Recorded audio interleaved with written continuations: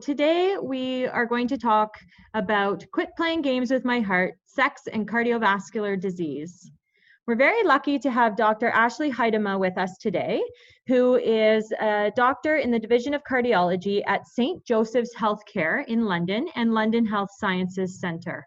She completed her internal medicine and cardiology training at Western and a fellowship in cardiovascular rehabilitation and prevention at the Rumsey Cardiac Centre, part of the University Health Network at the University of Toronto. Dr. Huitema carries her passion for cardiac rehabilitation and secondary prevention forward into her current practice.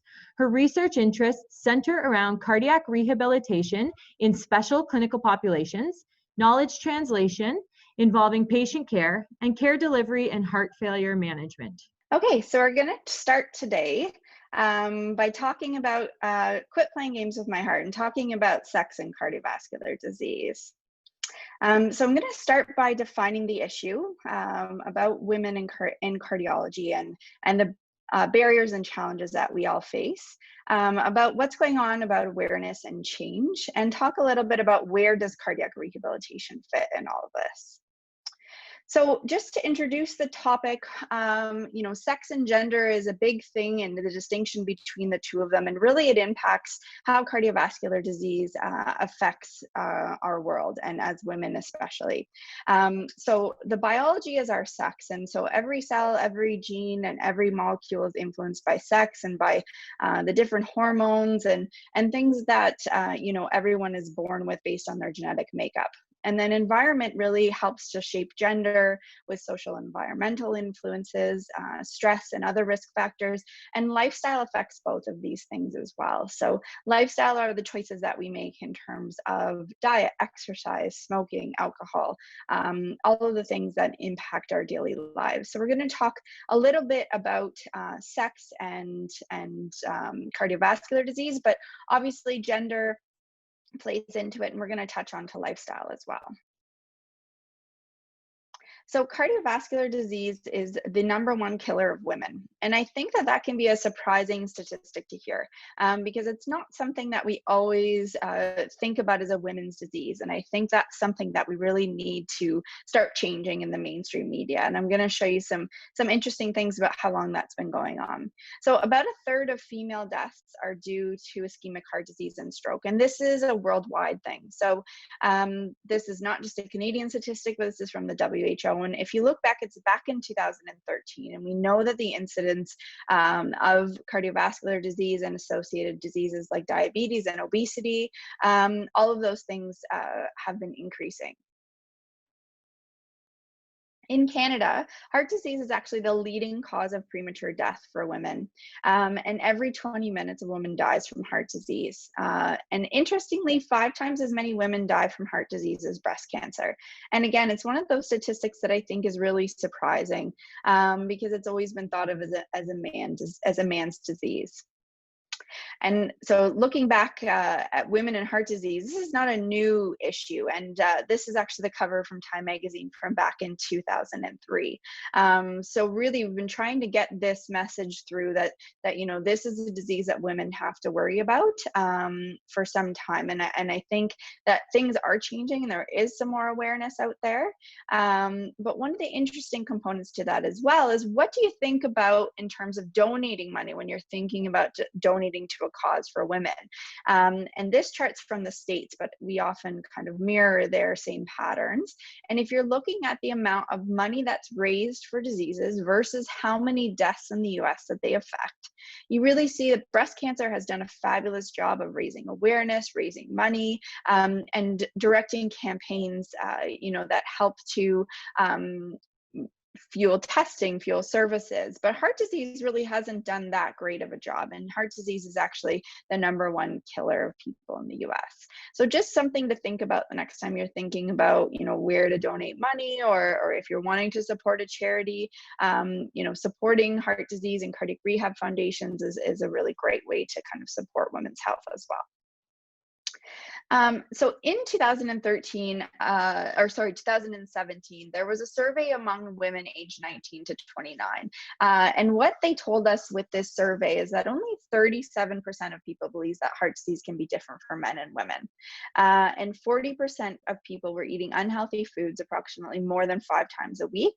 And 58% were reporting stress most or every day. So these are big numbers. This is a lot of difficulty understanding there's a problem. This is young women who are growing up and going to be, the people that this is going to affect. And also that there's higher levels of stress that we're seeing in young women.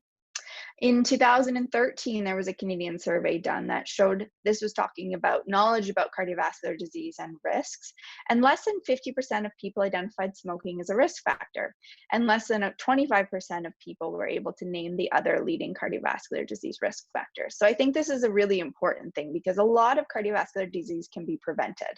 And this knowledge was significantly lower among women of visible minorities, and for some reason, those people in Quebec. So I think are those women in Quebec. So I think, it's really important that we get this knowledge out there. And so one of the things I'm going to ask you guys to do is to take a piece or two of information that you learned today and talk to it about some other of the women in your life, whether it's your daughters, your grandparents, your friends, anyone that you can have contact with, give them a little bit of knowledge about that, and that can be a take-home point from today. So we're going to talk about traditional cardiac risk factors. And so we often include things like age, family history, smoking, diabetes, high cholesterol, high blood pressure. And what's important to know about these risk factors is they're two different types. So we talk about non-modifiable risk factors. Those include things like age. There's nothing we can do about all getting older. It's definitely better than the alternative, which is what my Nana always used to tell me. But cardiovascular rates are higher and 2 to 3 times so in postmenopausal women. So it's important to understand what risk category you're in so that we can, make the changes that are necessary. Family history is another thing that's important, but we can't do anything about it. So really, family history has been found to be significantly important. If you have a first-degree relative, meaning a mother, father, sister, or brother, male who's less than 55, or a female less than 65 years of age. So cardiovascular disease is something that often affects people as they age. So as people get up into their 80s and 90s, we don't consider it as much of a risk factor, but more of just a kind of a normal part of aging. Risk factors that actually pose a greater risk in women compared to men. So these are things that are really important, especially the lifestyle factors that we're talking about here. So smoking is certainly preventable. And I think, the fortunate thing is for postmenopausal women, there's nothing we can do about age. They actually have much lower rates of smoking than used to be the case. So that's really great that the public health information is getting out there. Low HDL. So this is your good cholesterol. So this is an important cholesterol to keep elevated to kind of balance off the risks of the bad cholesterol. And one of the ways that we talk about increasing this is certainly through exercise. Diabetes and obesity are also greater risk factors in women compared to men, meaning that if you have them as a woman, you're a higher risk than if you're a man of the same age. And so just things to keep in mind when you're working to control your risk factors, that we want really tight control over diabetes, and we want to do what we can to try to maintain a normal body weight. When it comes to women in general, we often have overlooked in the past that pregnancy is a really unique thing that happens to women. In the context of cardiovascular disease. And really, it gives us an opportunity to be able to, put young women through a stress test per se and understand how they react to it. So things that they've found in the past that have been related to increased risk for cardiovascular disease include high blood pressure, preeclampsia during pregnancy, gestational diabetes, preterm birth, so talking about before 37 weeks. Also, if you don't return to your pre-pregnancy weight within 12 months postpartum, this may also increase your risk for cardiac problems. And I think the really salient point here is that health problems during your pregnancy, even if they disappear, can signal possible trouble for your heart. So whether this means that you're more likely to develop it in the future, or if you've had issues with it in the past, meaning you're more likely to have had damage or have had some sort of effect effect on the body or on the heart. It's just important that your doctor knows these risk factors. Another unique set of risk factors for women are menopause, and if you have something called PCOS or polycystic ovarian syndrome and can have many ovarian cysts, those things can put you at higher risk of cardiac disease. So just important to understand your risk factors and know that these are ones that only affect women. Some risk factors are different for women and men, and we've talked about that now. So the next question you might be thinking are symptoms different? So often we see a lot of infographics or a lot of talk about what different symptoms might be experienced by women and men. And I think that that's important to know, that certainly women and men can experience different symptoms, but I actually don't love this differentiation between women and men. All of these symptoms can be experienced by women or by men. I think it's important to just recognize that women will more commonly see some symptoms than others. So I actually don't like this separation between the two, because I think it's important to recognize that really only 50% of people experience chest pain with a heart attack, and that's men and women combined. And people are more likely to recognize that Hollywood heart attack. So that clutching of the chest, that central chest discomfort that sometimes radiates down the arm, that's what we consider the Hollywood heart attack. And I think that, that is less common than we think it is in women and in men. So we do know that in women, though, that signs such as nausea, sudden fatigue, or shortness of breath are more often reported by women. So it is important to recognize that there can be differences in symptoms, but I think overall a knowledge of what things you need to look out for and to really listen to your body. If things are different and you don't feel like things are right, then it's a time to get sorted out and get to medical attention. And if you have cardiac risk factors and you're having things such as nausea, sudden fatigue, those kind of symptoms, then especially as a woman, you need to get checked out. Early heart attack signs were missed in 78% of women. And I really want to stress this, and it is about knowing and listening to your body. Women tend to be more likely to ignore subtle signs. Oftentimes, everyone's busy, but women often have a lot more responsibility when they get home from work in terms of running the household and those sorts of things. And so, your own subtle signs and symptoms can get lost in that busy day-to-day activity. And I think it's important to be aware of that and to make sure that you're listening to that. And we don't want you to be one of these 78%. And, this isn't all on the patient either. Doctors as well, are learning more and more about how presentations for MIs happen differently in women. And so, awareness and education on the medical side of things is also incredibly important. So again, symptoms of heart attack can be anything like arm, neck, jaw, or back pain, chest pain or discomfort, shortness of breath, nausea or vomiting, dizziness or lightheadedness, even things such as cold sweats, unusual tiredness, or, agitation or difficulty sleeping and restlessness. So just important that if those things are new and really persistently bothersome, that you make sure that you get to the emergency room. And I think also important to think about is that women describe symptoms differently than men. So when that comes to a medical professional, it can sometimes be very difficult to sort out what exactly is going on. Women are at risk. So these same study that asked about knowledge of cardiovascular disease reflected high rates of overweight or obesity, high levels of stress, unhealthy food choices, and poor exercise habits. And only 20% of people said their physicians talk to them regularly about heart health. And again, this is a matter of education on both sides of the front. And I think, I really want you to take this away from this talk, that it's important to be an advocate for your own health and to make sure that you do address, especially in those postmenopausal years, your cardiac risk factors. Are you having your lipids? Are you having your HbA1c or your diabetes checks? Are you having screening tests, blood work, usually just to make sure that you're not in any sort of high risk category? In a study published in the American Journal of Cardiology, only 22% of primary care physicians and 42% of cardiologists felt well prepared to assess heart disease in women. So I want to put that out there. It's not all on the patient to kind of understand and be able to recognize this disease. And it's certainly something that I think is being addressed more consistently in medical school curriculum. So women with heart attacks, so if you are unlikely enough to have a heart attack, women tend to experience more delays in getting to emergency care, and this is generally by the patient themselves presenting, but also can be because of recognition. Women are less likely to get fast, aggressive treatment in the emergency room, and this also probably has to do with more issues with recognizing the problem.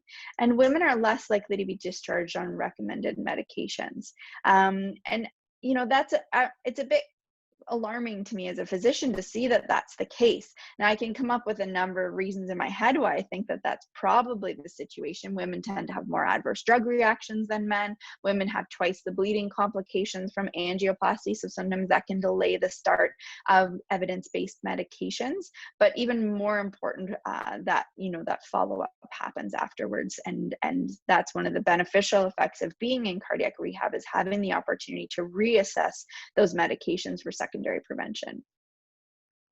Women are at also a greater risk of drug-induced heart rhythm disorders than men, so that's important to recognize. And women, we talked about these 2 points as well. So women have more bleeding complications and have more adverse drug reactions. Women who had a heart attack are 30% more likely to die than men. And I think this is a staggering statistic which really pushed a lot of people to think of this as a significant action item. And this was just from a 2018 heart and stroke report.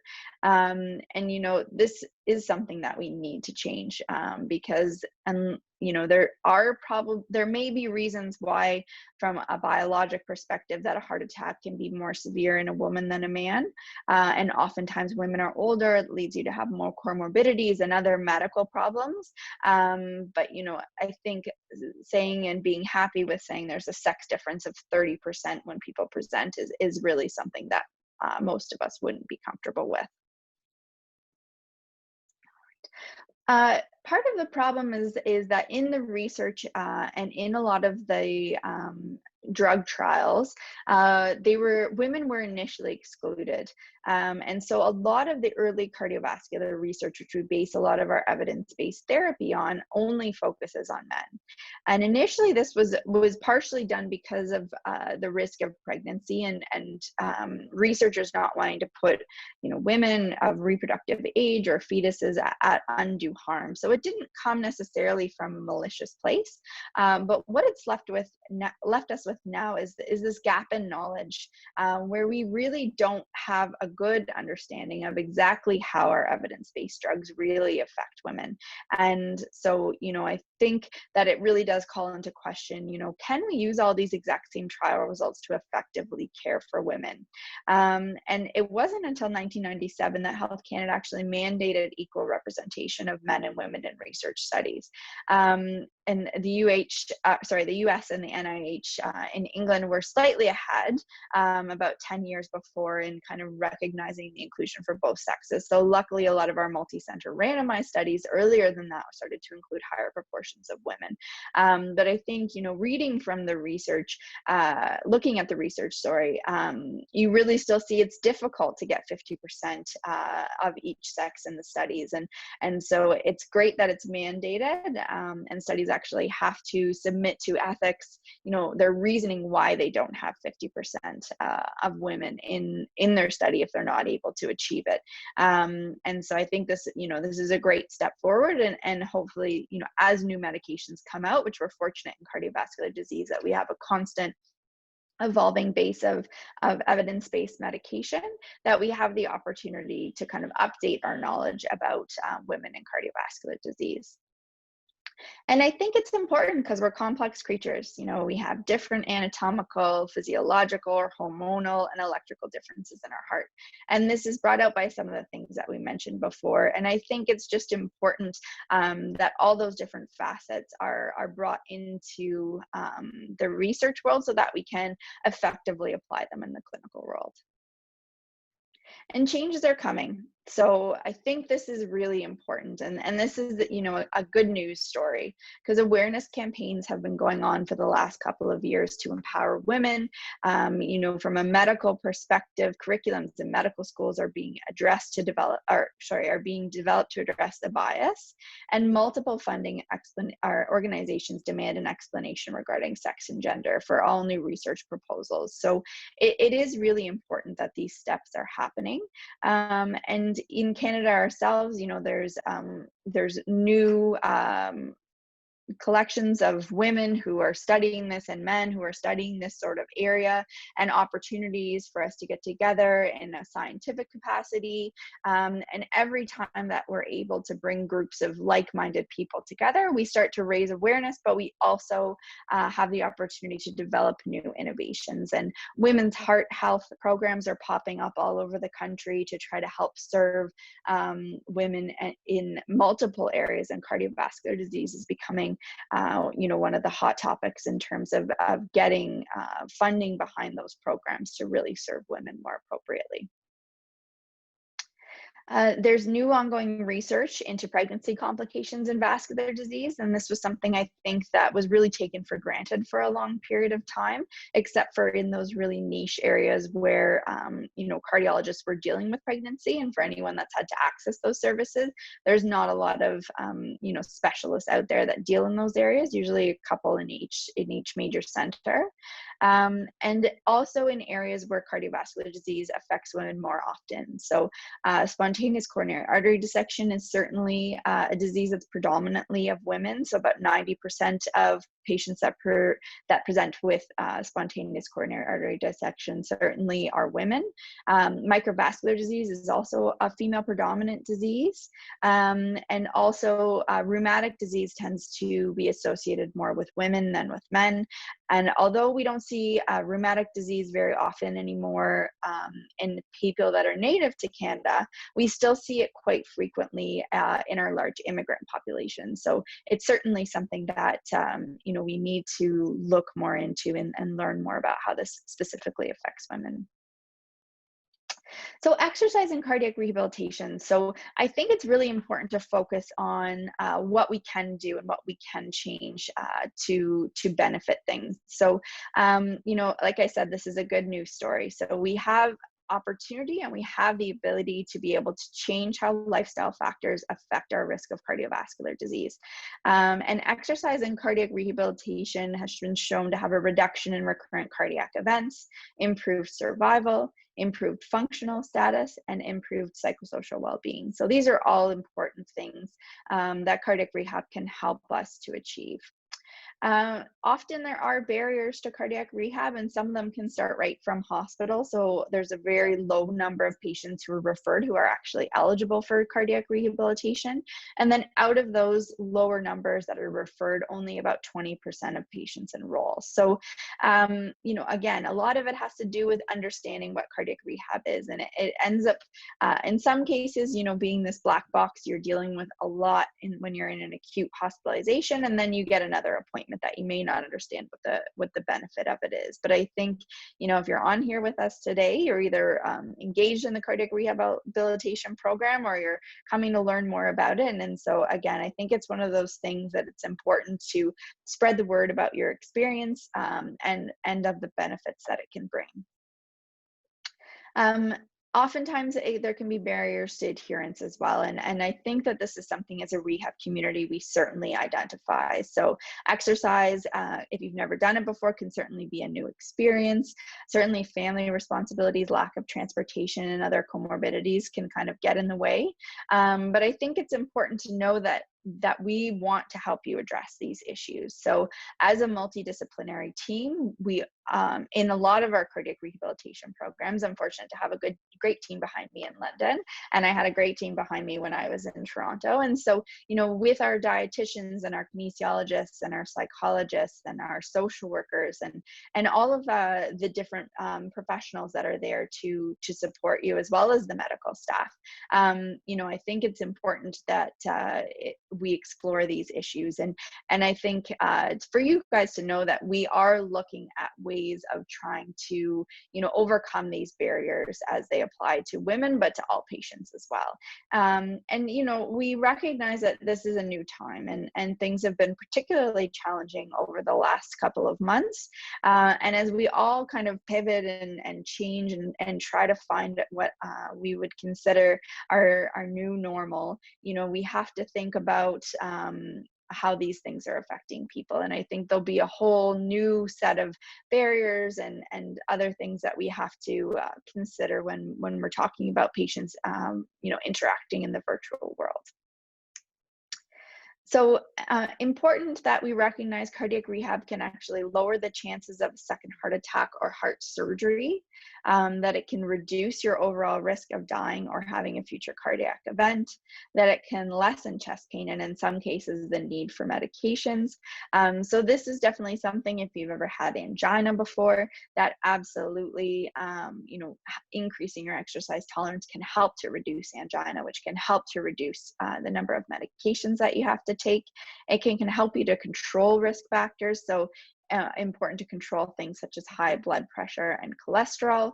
And it can also help with weight loss. And so, all of these things together are important to be able to address so that we can really get the maximum benefit. And if you think back to all of these things and think back to the benefits of cardiac rehabilitation, you can see how lifestyle modification and reducing your risk really all comes together very nicely in cardiac rehabilitation. And it gives you the opportunity to access the resources from multiple different angles.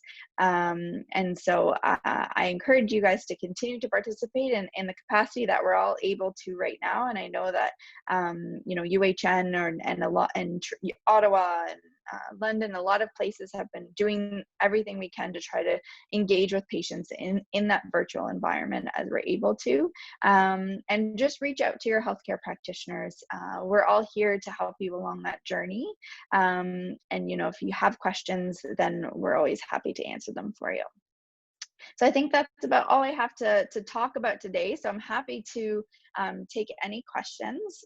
So if you do have any questions, certainly I would be happy to address them. And I'm just going to move into, let me see if I can open up here and see the Q&A. All right, so I don't see any questions yet.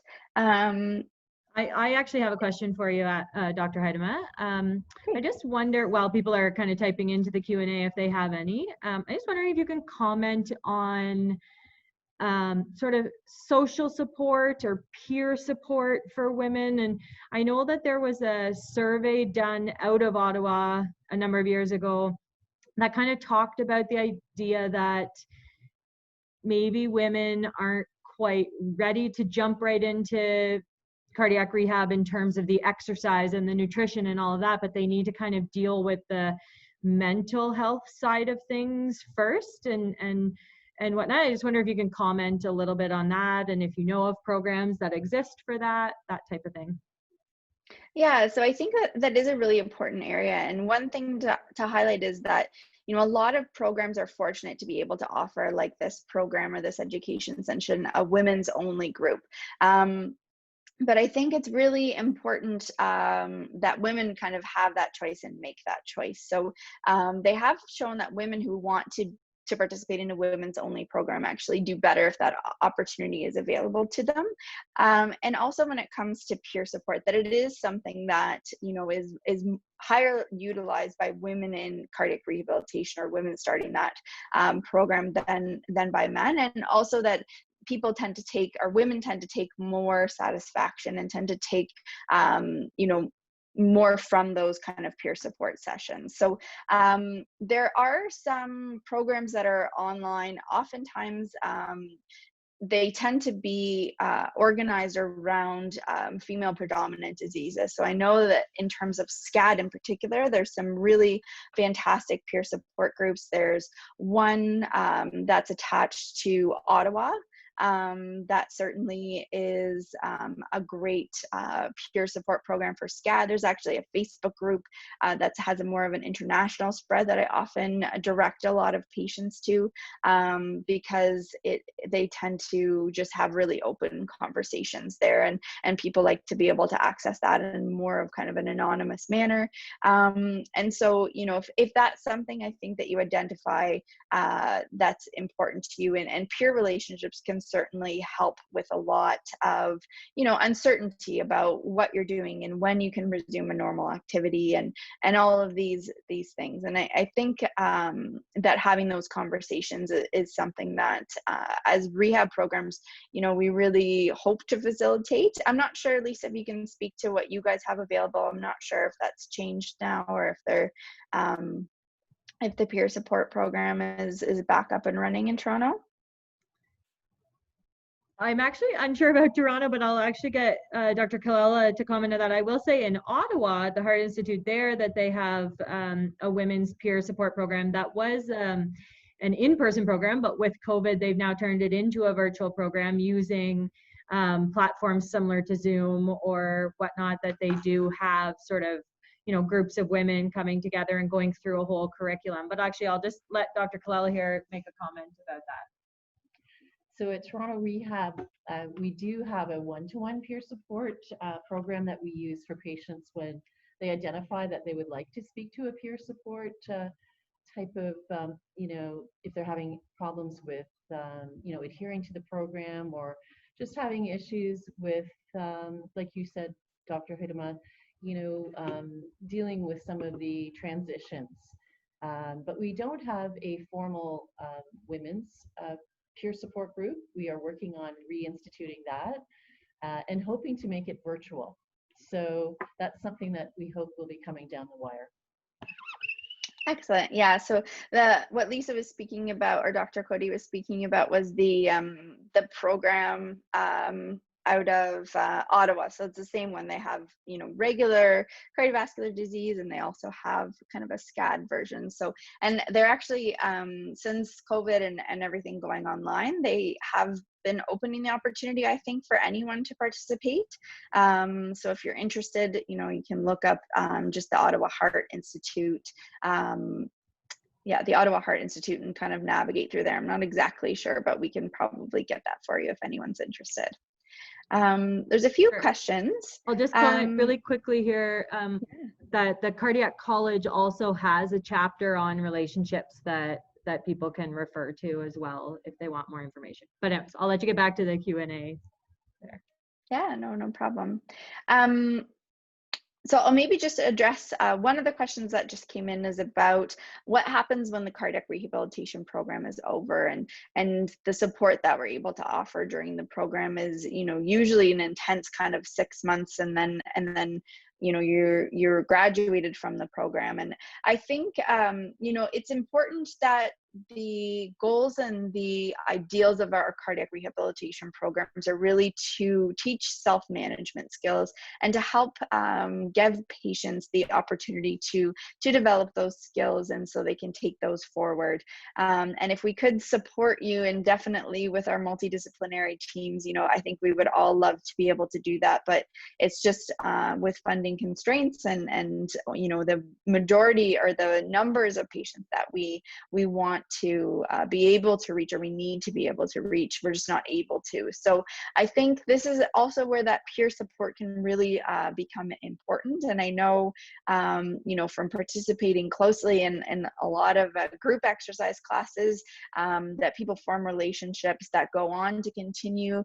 If you find a walking buddy or an exercise buddy in your program, keep in contact with them. Even if, when you have the opportunity to meet over Zoom or in these sessions or other peer support areas, kind of keeping those relationships can certainly be helpful. And, your family doctor is certainly an ally in your corner in terms of your medical care, and they often have multidisciplinary teams associated with them. Can become involved with programs as volunteers afterwards. There's a lot of different opportunities. The I know the UHM program has, graduate programming, and I'm sure that, as we try to switch everything over to virtual, there'll be a bit of a period of uncertainty about what we're able to address. But, if you're interested in staying involved, there's lots of opportunity to be able to do that. And if you're finding you need more services or more help, then certainly, talking to your team at Cardiac Rehab about opportunities in your community, as well as addressing the issues with your family doctor if it's more medical support that you need. A few more questions here. There's a second question about surgery or inserting a stent for an aortic valve. I'm just curious if that participant can maybe elaborate a bit more on that question while I'm answering another, just so I can understand what your question was. I'll just address a separate question now that addresses restrictions to resuming a normal sexual relationship. And so, this is something I think we often fail at as physicians in addressing with our patients. And certainly, I think it's important to recognize that sexual activity can be, intense exercise.